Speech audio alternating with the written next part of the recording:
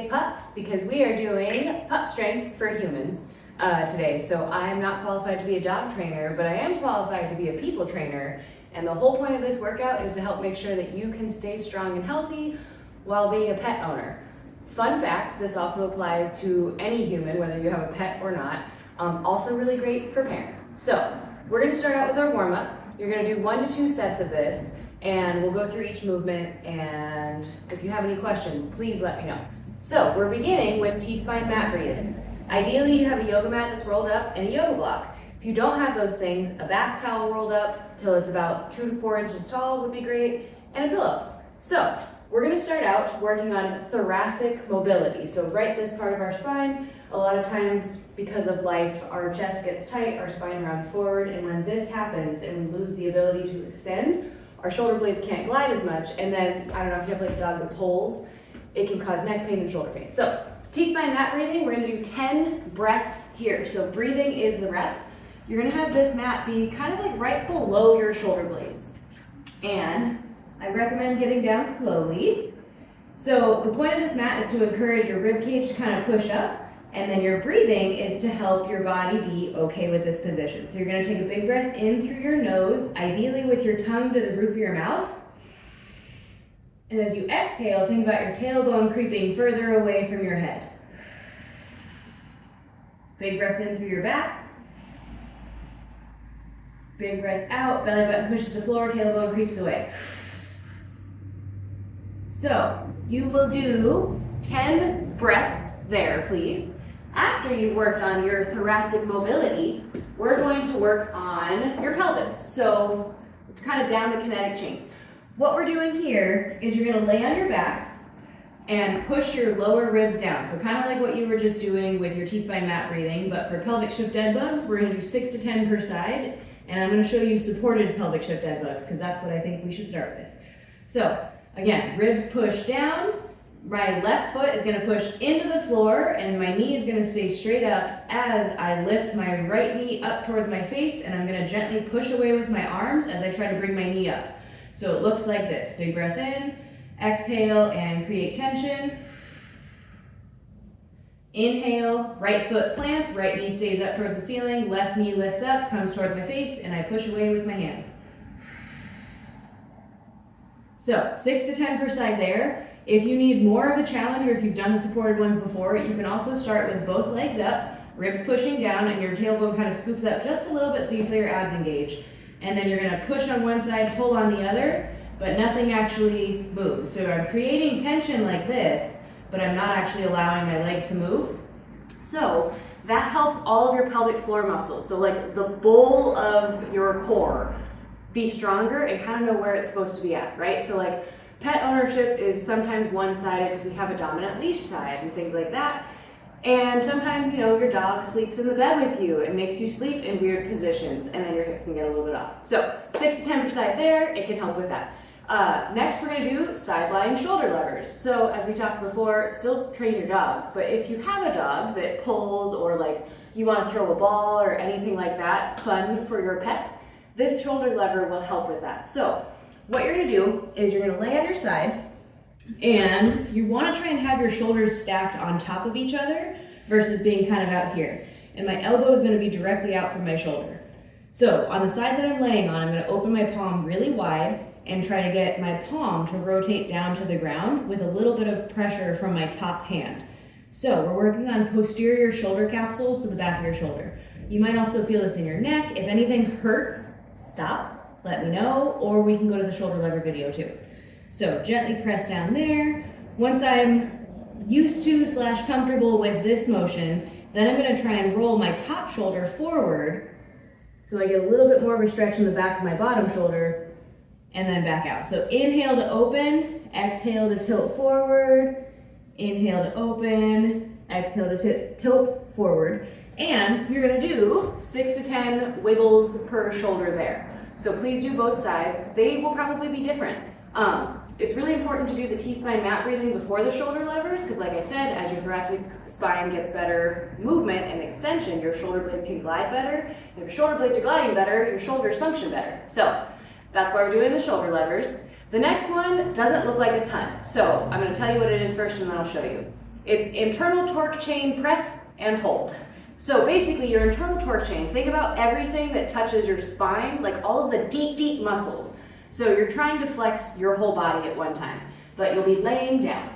So start out laying down. I start with my knees kind of bent and then push my heel bones forward as I'm going into this because that's what works for my body. But basically, lay on the ground, you're gonna smoosh your hands together, reach your heel bones as far away as you can, your head as far back that way, opposite of your feet, and take a big breath in. As you exhale, flex everything towards the center of your body. So you're trying to get really, really dense. And then big breath in. Checkpoints to feel flexing are quads, butt, abs, and chest. So everything else can be flexing too, but those are the 4 main points. And hold it as long as you need to feel those things. And we're gonna do 6-ish of these. So big breath in, breathe out, and relax. So we are doing those after all the other stuff that we did because your spine is better in alignment, your pelvis knows where it's supposed to be, your shoulders have some mobility, and now we're teaching them how to be in a better position all together. So that's what the internal torque chain press is for. It's good for core strength and good for staying upright. Or if you have little dogs like I do and you bend over all the time, it's also nice to have strength when you're standing versus looking at how cute they are. So 6 to 10 of those. Next, we're going to do scapular retractions. So if you have a band and the ability to hook it up somewhere, great. If not, I'll show you a substitute for this. You are going to take a band, or could be looped around a door, whatever you want, front anchored band, and then from there, you're going to initiate by kind of squeezing your shoulder blade towards the center line of your body.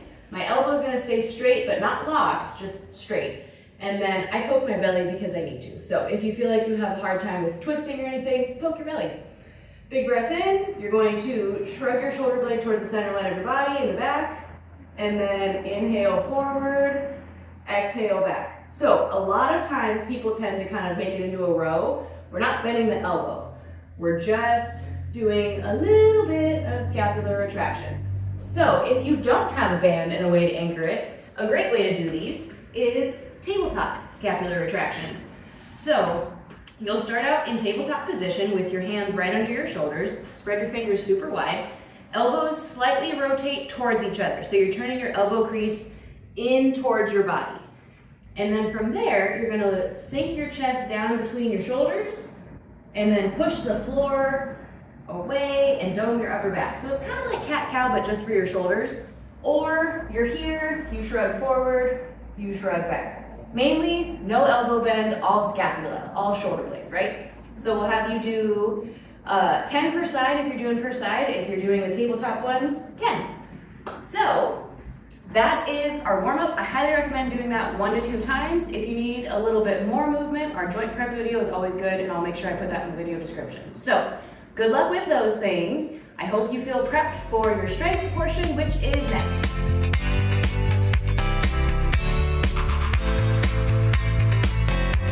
Okie dokie, so you did your warm-up section, right, for 1 to 2 times. Now we're gonna work on other strength moves that are important for pet owners and just humans to be aware of. So we're starting with a hinge. If you have tiny dogs and you bend down to pet them all the time, like Jack and Misty are lowriders. If you have to pick up a floopy dog and then turn them around into, like, let's say getting them off of the bed and they're all floopy because they don't wanna move. Basically, anything that you have to hinge for, this is going to help you with that. So it's going to make sure that your butt and your legs are supporting you versus loading through your spine, which, like, sure, we're resilient, but we don't really want to practice that, right? So hinge patterns, you will have your hips stay higher than your knees all the time. So whether you're doing a Romanian deadlift, a good morning, or a traditional deadlift from the floor, your knees will always be below your hips. So the difference between a hinge and a squat is hip and knee relationship, right? Also, depending on your bone length, your femurs, it's gonna look different for you, right? So just go by how you feel, but make sure your butt is the powerhouse of it, right? So I'm gonna show you with a dowel, and we're gonna do a Romanian deadlift first. So your feet will be about shoulder width apart, parallel to each other. Really suction cup your foot on the ground. So think about pushing your big toe and your inner arch down, and that helps engage your inner leg line, which will also help engage your core. So with the RDL, or Romanian deadlift, you're going to start with the weight at the top against your body. So whether it's a kettlebell or a bar, you're going to push the weight back, almost like you're trying to push it through you, so you engage your sides and your serratus muscles, which help support your shoulders.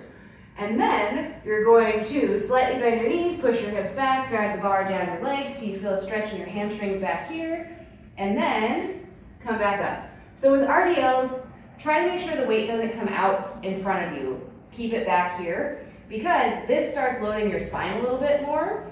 This helps keep it loaded in your butt and your hamstrings. So that's an RDL or a Romanian deadlift. That one's great to do. Another option is a good morning. So instead of having your arms extended down here, the weight is still loaded in front of you, but up at your heart. And so Jack has been a weight for me, especially during the pandemic when I had no weights to use. So you can also use like a dog if they'll let you.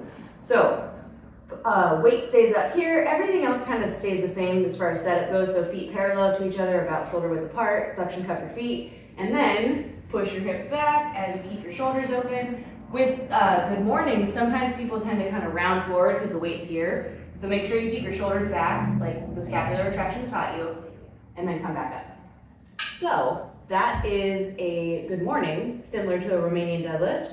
Now we're going to do a traditional deadlift.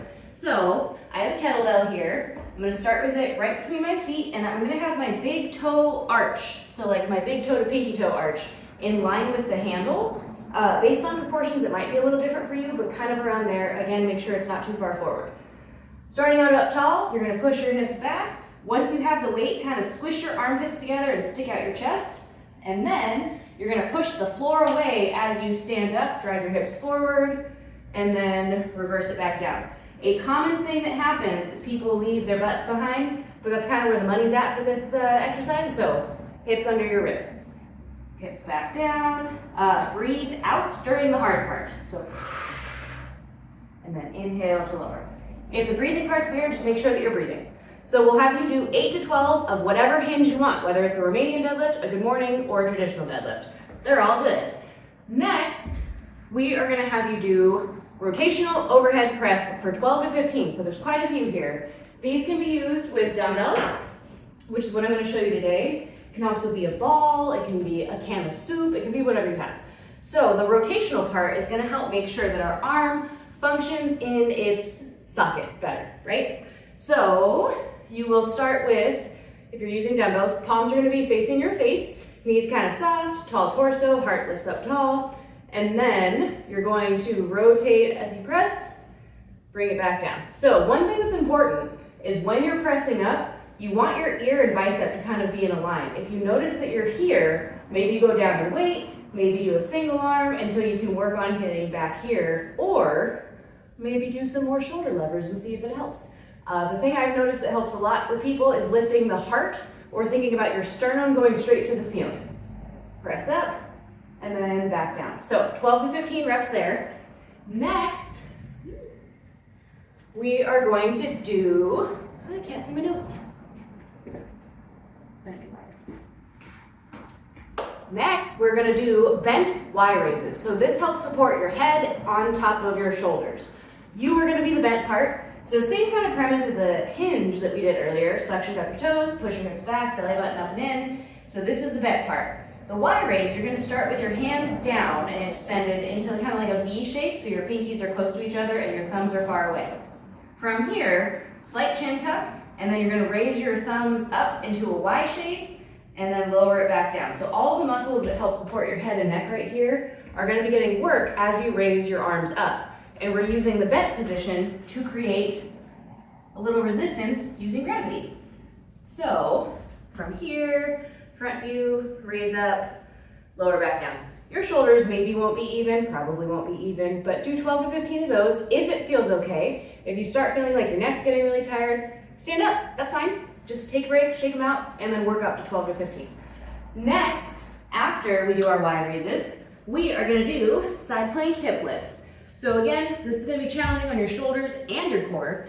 This is an anti-rotation movement, meaning sometimes we do a movement and the rotation is the hard part. Sometimes we do a movement and our body wants to rotate, but we don't let it, and that's one of these. So you're gonna start with your shoulder directly over your elbow. You can have a fist or your palm down, whatever this hand feels supported with. And then you're gonna start with your knees kind of pulled back. So I'm gonna show you knee ones first, and then I'll show you full length. We're gonna do 10 to 12 per side on these. Knees push into the ground, elbow pushes through the floor, so it's kind of like you're trying to push the ground away from you. As you lift your hips up and forward, pause for, let's say 2 to 3 seconds, and then lower back down. And then you're going to push the floor away, lift up, extend your hips forward, and then lower back down. A common thing that happens is, again, we leave our butts behind. Always get left behind. We don't want to do that because getting the full extension of the hip forward will help engage your lateral line better, which again is going to help with dog life or pet life. So what I'm talking about here is when I'm at the top of the position, my ears, shoulders, ribs, hips, knees, and then feet, if you're extended, are all going to be in line, and then back down. So full length, you would just reach your heels forward, push your elbow through the floor, reach your head away, lift your hips up and forward, and then back down. You can also do some sort of combo. So if you want to start out full length and then go down to knees, that's fine. You do you. Make it feel good for you. 10 to 12 per side. And then finally, we're going to work on repattern walking. So these have been called many things by clients. Robot walking is also a fun one I find.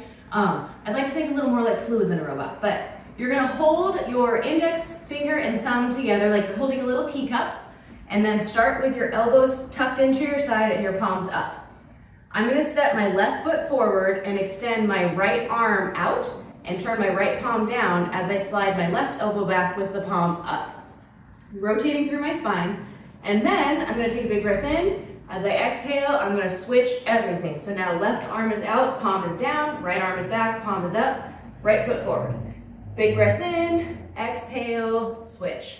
Big breath in, exhale, switch. And so we're working this cross-body line from rib to opposite hip. This helps work your spiral line, which is part of the system that helps us walk. Also, sometimes when we're carrying heavy things or have a leash in one hand, it changes our gait, and that's fine. But this is a great way to help reset how your body feels with it. So with this one, go by feel. You could do a bunch. If I have people in the gym doing them, it's usually like gym by 2 to 4. So like just a distance that you feel comfortable with. For this set, you will do for this section, you will do 2 to 4 sets. So your hinge for 8 to 12, your rotational overhead press for 12 to 15, your bent Y raises for 12 to 15, your side plank hip lifts for 10 to 12, and repattern walking by how you feel. I hope this helps you stay strong for your pup and feel supported and healthy as you are a pet parent doing wonderful work in the world, spoiling your little nugget, or you're just a great human that wants to be strong, and I appreciate you for that too. So let me know if you have any questions. Take a look at the description if you want short links, so that way you can repeat this video a little easier and faster and hear slightly less of me talking. And have a great day. Thanks for being part of PUP, and hopefully see you next year.